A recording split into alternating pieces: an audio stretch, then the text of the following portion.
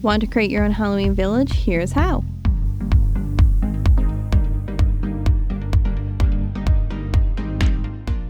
I started by creating a rectangle, and then I duplicated it and reduced the width of the second rectangle. I then used the pen tool to create a triangle on top of the rectangle. Using the Pathfinder tool, I selected both shapes and turned them into one. I lined up the original rectangle and the new piece and duplicated both shapes. I then selected all 4 shapes and used the bottom align option.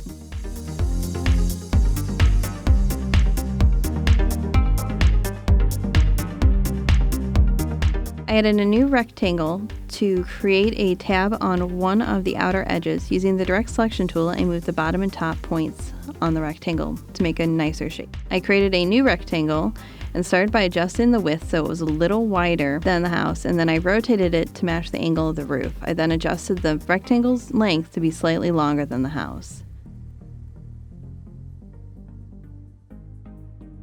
Once I liked the size, I duplicated the shape and created the roof.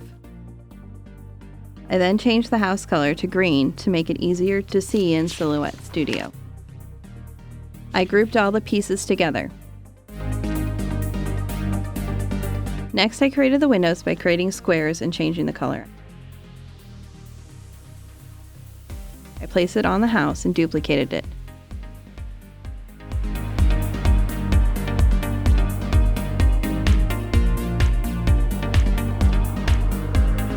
I then created a circle and did the same as I did with the square detail, but by the roof.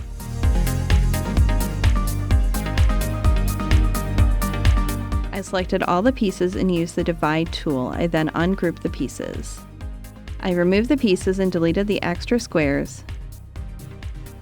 I made both shapes a little larger so that they would overlap the house a little bit.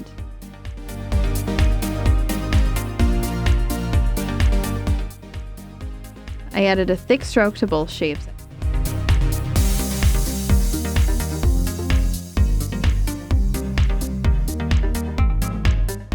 I then used the pen tool to add extra lines.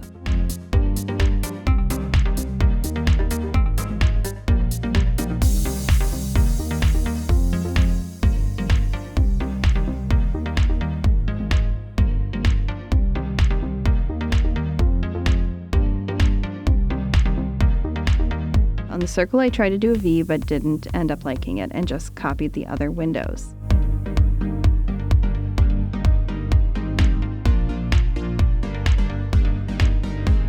I expanded the window shape and used the Pathfinder to get rid of any extra cut marks.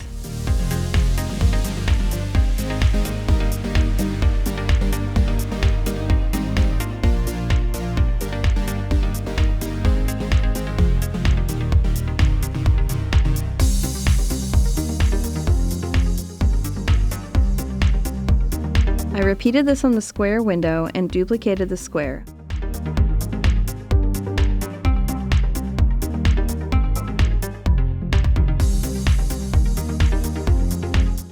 I tested the windows against the house to make sure no green was shown.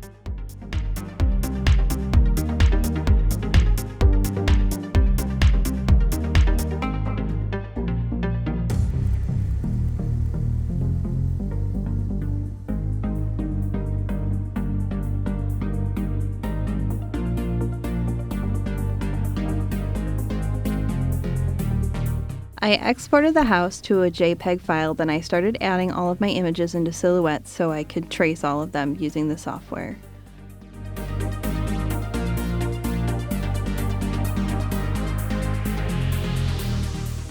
Once all my files were in, I could start tracing. Using the Trace menu, I hit Select Trace Area and selected the entire house.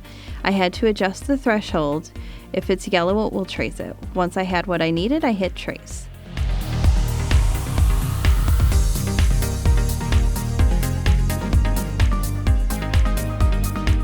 I moved the file out of the way to check my lines and then undid any changes so I could use it as a template. I then started adding my fold lines. A long dashed line works best.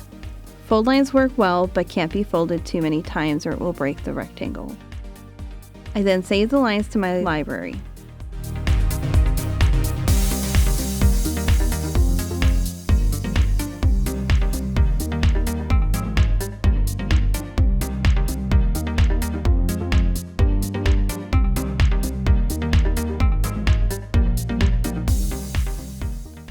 In the Send menu, make sure all settings are correct. I made a mistake and left it set to heat transfer vinyl. Also check the blade settings as well. We use the auto blade. Once confident, hit the Send button and the machine will start.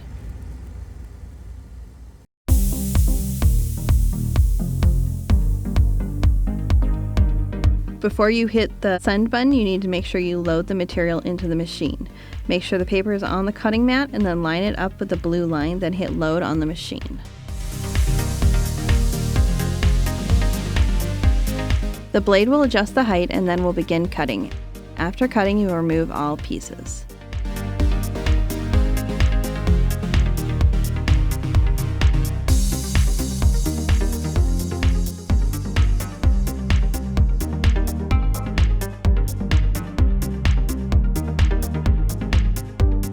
Once you find all the pieces, start by gluing the exterior details like the windows and door.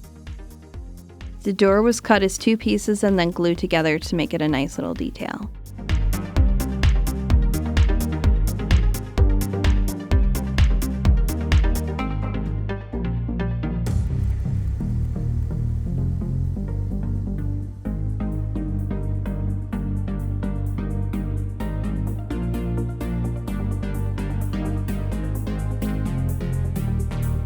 I cut out pieces of yellow construction paper for the inside. Construction paper has enough transparency to use with an LED candle.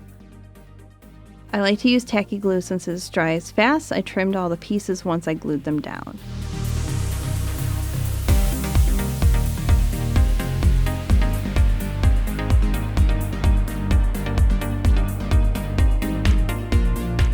After the construction paper, I arranged the windows and glued them down.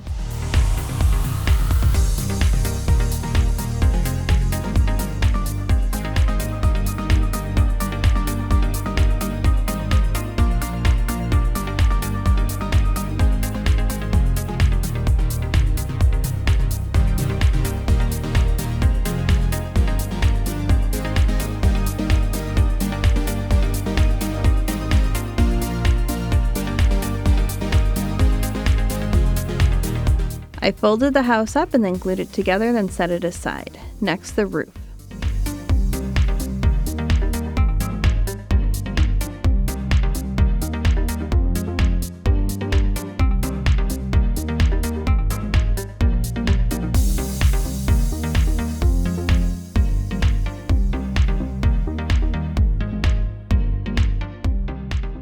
I cut lots of roof tiles. The design was made by stretching octagons. I did a pattern of 2 black, dark gray, 2 black, then light gray, just to make it look a little more interesting. Solid color looks really cool too though. I glue these down, making sure to stagger the shapes.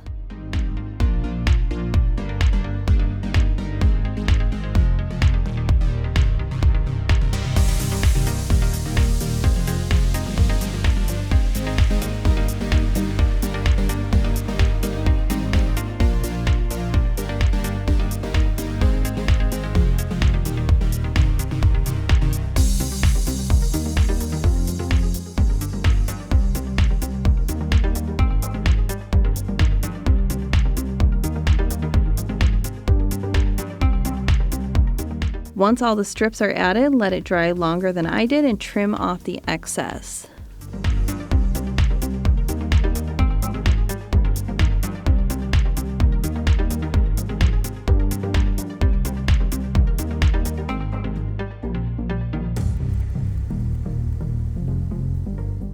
Run a bead of glue along any edge that the roof will touch. Place the roof on and hold it until it stays on its own.